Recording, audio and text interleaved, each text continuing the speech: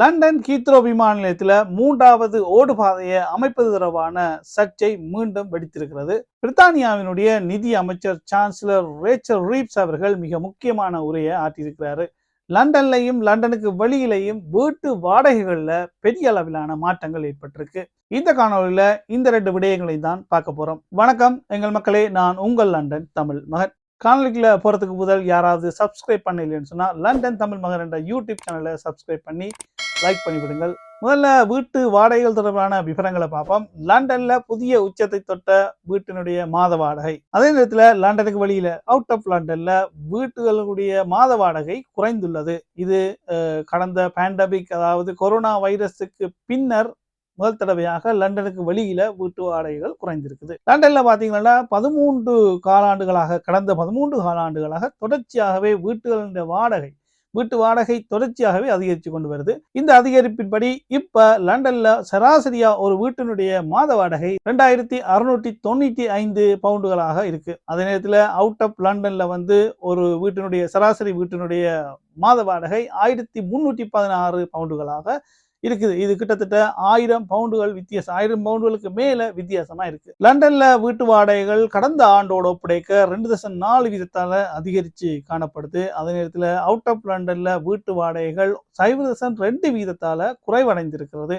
0.2 வீதம் என்னும் போது பெரிய அளவிலான குறைவில்லை. ஆனா லண்டன்ல மிக புதிய உச்சத்தை தொற்றிருக்கிற என்ற அடிப்படையில அங்க குறைஞ்சிருக்கிறது என்பது மிகப்பெரிய வித்தியாசமான விடயமா தான் பார்க்க வேண்டி இருக்கு. அதே நேரத்தில் லண்டன்ல தொடர்ச்சியாக வீடுகளுக்கான கேள்விகள் அதிகரித்து கொண்டு வரதான் இதுக்கு காரணம். பொதுவாகவே லண்டன்ல இருக்கிறார்கள் வேறு இடங்களுக்கு மூவ் பண்ணி போறது குறைவு. இதற்கு காரணம் மூவ் பண்ணி போறதுன்னு சொன்னா அதற்கான செலவுகள் கூட. அதனால தொடர்ச்சியாக இருந்த வீட்டிலேயே தாங்கள் தொடர்ச்சியாக இருக்க விரும்புறதால கூடுதலான வாடகைகளை செலுத்தி அதே வீட்டுல தங்குறதாலையும் வீட்டு வாடகைகள் புதிய உச்சத்தை தொற்றுக்கிறதாக சொல்லப்படுது. அதே நேரத்தில் ஒரு வீட்டை அட்வர்டைஸ் பண்ணினால், வாடகைக்கு போட்டால் ஆக குறைந்தது 10 அப்ளிகேஷன்கள் கிடைப்பதாக கூறப்படுது. இதனால வீட்டு வாடகைகளுடைய கேள்விகள் தொடர்ச்சியாகவே அதிகரித்து கொண்டு செல்றதால இந்த அதிகரிப்பு ஏற்பட்டிருக்கு என்று சொல்லப்படுது. ரெண்டர்ஸ் ரைட்ஸ் பில், வாடகை குடியிருப்பாளர்களுடைய உரிமை தொடர்பிலான சட்டம். இந்த சட்டம் ஏற்கனவே ஹவுஸ் ஆஃப் காமனால அப்ரூவ் ஆகி இப்ப லோர்ட்ஸுக்கு கொடுக்கப்பட்டிருக்கு. அங்கேயும் அப்ரூவ் ஆனா இது நடைமுறைக்கு வரும்.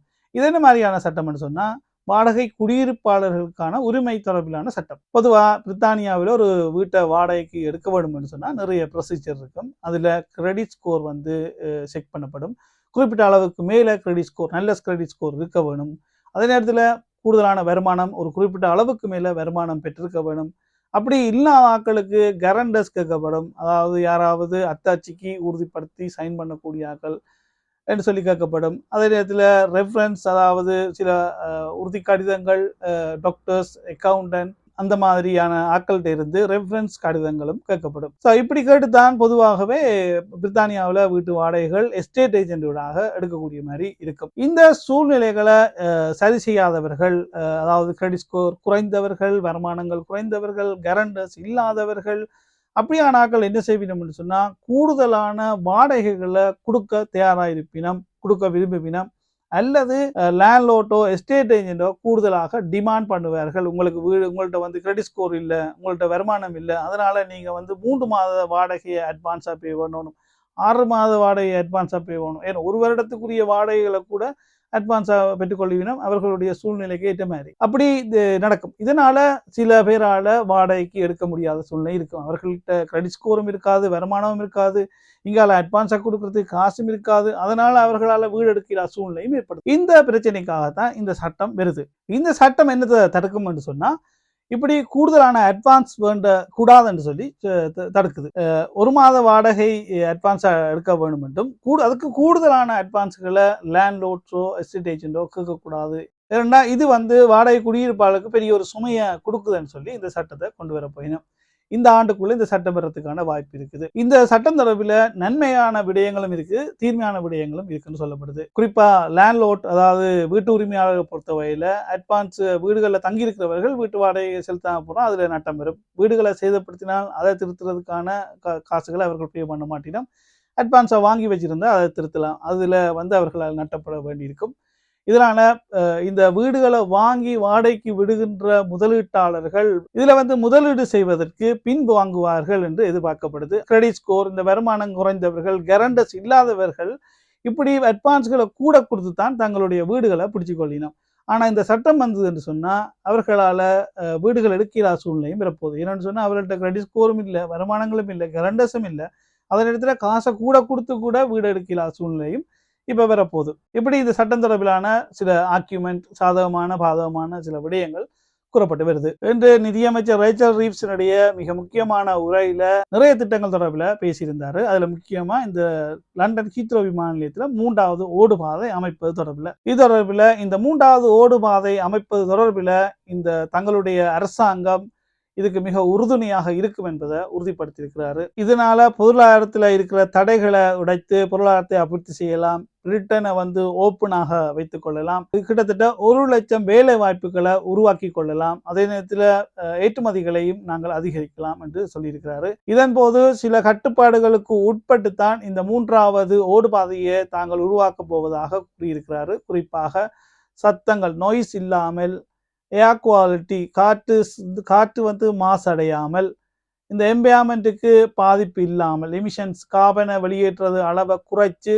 குறிப்பாக இந்த 70% அளவில் கார்பன் குறைந்த அளவான எரிபொருட்களை தாங்கள் பாவிக்க போவதாகவும் குறிப்பிட்டிருந்தாரு. இதை தொடர்ந்து லண்டன் மேயர், அதே கட்சியில் இருக்கிற லண்டன் மேயர் சாடிக் கான் இது தொடர்பில் தனது வளமையான எதிர்ப்பை காட்டியிருக்கிறாரு. ஏன்னு சொன்னா லண்டன் சிட்டியில இந்த எமிஷன்ஸ், கிரீன் என்வைரன்மெண்ட்டை உருவாக்குறதுக்காக, வாகனங்கள்லேருந்து வர புகைகளை கட்டுப்படுத்துறதுக்காக நிறைய திட்டங்களை தாங்கள் எடுத்து வர்றதாகவும், தங்களுக்கென்று ஒரு டார்கெட், அதாவது ஒரு இலக்கு இருக்கு, அதை நோக்கி தாங்கள் பயணிப்பதாகவும், ஆனால் இந்த 3வது ஓடுபாதை அமைத்தால் மேலதிகமான பாதிப்பு இந்த சூழலுக்கு ஏற்படும் என்றும், காற்றுக்கள் மாசடையும், அதே நேரத்தில் சத்தங்களும் கூடுதலாக ஏற்படும். இதனால தங்களுடைய டார்கெட்டை அடைகிறதுக்கு இந்த 3வது ஓடுபாதை அமைக்கிறது பெரிய தடங்களாக இருக்கும் எனவும் கூறியிருக்கிறாரு. அதே நேரத்தில் இந்த திட்டத்தை தடுக்கிறதுக்காக தான் நீதிமன்றம் கூட செல்ல தயாராக இருப்பதாக தன்னுடைய எதிர்ப்பை தெரிவிச்சிருக்கிறாரு. அதே நேரத்தில் ரேச்சல் ரீவ்ஸ் அவர்கள் தனது உரையை ஆற்றி கொண்டிருக்கின்ற இடத்துல வெளியில இது தொடர்பிலான ஹீத்ரோ விமானத்தில் 3வது ஓடுபாதையை அமைப்பதற்கு எதிர்ப்பு தெரிவித்து ஒரு ஆர்ப்பாட்டமும் நடைபெற்றிருந்தது. இந்த வரைபடத்தின்படி பார்த்தீங்கன்னு சொன்னா 3வது ஓடுபாதை எங்க வரப்போகுதுன்னு சொன்னா பாத் ரோட்டுக்கும் A4 மோட்டோவேக்கும் இடையிலேயும், அதே நேரத்தில் M25ஐயும் ஊடர்த்து இந்த ஓடுபாதை அமைக்கப்பட இருக்கிறது. இதனால 1 லட்சம் வேலை வாய்ப்புகள் உருவாக்கப்படும் என்றதை ரேச்சல் ரீவ்ஸ் அவர்கள் தெரிவிச்சிருந்தாரு. இதுக்காக நிறைய இடங்களை கையகப்படுத்த வேண்டியிருக்கும், நிறைய மக்களை வேறு இடங்களுக்கு நகர்த்த வேண்டியிருக்கும். இந்த இடம் ஹேமன்பர்த் என்ற ஒரு வில்லேஜ் தான். அதுல இருக்கிற ஒரு ரெசிடென்ட், அதாவது குடியிருப்பாளர் 37 வயதுடைய பெண்மணி கூறுகையில தான் இங்கே 10 வருடங்களாக இருப்பதாகவும் 3 பிள்ளைகளின் தாய் என்றும் தாங்கள் வேறு இடங்களுக்கு மாறுவதற்கு தயாராக இருக்கிறோம் என்று சொல்லியிருக்கிறோம். என்னென்னு சொன்னா இந்த பொருளாதார வளர்ச்சிக்கு இது முக்கியமாக இருக்கிறதால தான் இதுக்கு தனது ஒத்துழைப்பை வழங்குவதாக கூறியிருக்கிறார். நிதியமைச்சர் ரேச்சல் ரீவ்ஸ் அவர்களுடைய இந்த உரையின் போது மேலும் நிறைய திட்டங்களை கூறியிருந்தாரு. அதன் அடிப்படையில பெரிய அளவிலான புகையிரத சேவைகள் ஆரம்பிக்கப்பட இருக்கிறது. ஆக்ஸ்போர்ட்டுக்கும் கேம்பிரிட்ஜுக்கும் இடையிலான ஒரு புகையிரத சேவைகள் ஆரம்பிக்கப்பட இருக்கிறது. ஆக்ஸ்போர்ட்டுக்கும் பிளெச்லிக்கும், ஆக்ஸ்போர்ட்டிலிருந்து பிரெட்ஃபோர்ட்டுக்கும், ஆக்ஸ்போர்ட் டு கேம்பிரிட்ஜ் வியா பெட்ஃபோர்ட் பிளெச்லி என்று சொல்லி 3 விதமான கட்டங்களாக இந்த நீண்ட புகையிரத பாதை அமைத்து புகையிரத சேவைகள் ஆரம்பிக்கப்பட இருக்கிறது. அடுத்ததாக மிக முக்கியமான திட்டமாக பார்க்கப்படுறது லோவர் தேம்ஸ் கிராசிங். இந்த திட்டத்தின்படி 14.3 கிலோமீட்டருக்கு புதிய ஒரு ரோட், ஒரு வீதி ஒன்று அமைக்கப்பட இருக்கிறது. இது ஹெண்டையும் எசெக்ஸையும் இணைப்பதாக இருக்கிறது. இதன்படி 50 நியூ பிரிட்ஜ், பாலங்கள் அமைக்கப்பட இருக்கிறது. இந்த திட்டத்தின்படி ஓல்ட் ஸ்டாட்ஃபோர்ட் உதைபந்தாட்ட மைதானம் மீளவும் டெவலப் பண்ணப்பட போகுது. அடுத்ததான் வெல்ஃபேர் சிஸ்டம் ரீஃபார்ம், அதாவது அரசாங்கத்தால் வழங்கப்படுகின்ற இந்த பெனிஃபிட்ஸ்ல சில மாற்றங்களை கொண்டு வரப்படும். குறிப்பாக டிசேபிலிட்டி பெனிஃபிட்ஸ்ல மாற்றம். கிட்டத்தட்ட 5 லட்சத்துக்கு மேற்பட்ட மக்கள் லாங் டேர்ம் சிக்னஸ், அதாவது நீண்டகால சுகையினத்தில் என்ற அடிப்படையில் வீடுகளில் இருப்பதாகவும், அதனால இந்த ஹெல்த் அண்ட் பெனிஃபிட்ஸுக்காக அரசாங்கம் நிறைய செலவுகளை செய்து கொண்டிருப்பதாகவும், இது கிட்டத்தட்ட 2030ஆம் ஆண்டு அளவில் 100 பில்லியன் பவுண்ட்களை தாண்டும் என எதிர்கூறியிருக்கிறாரு.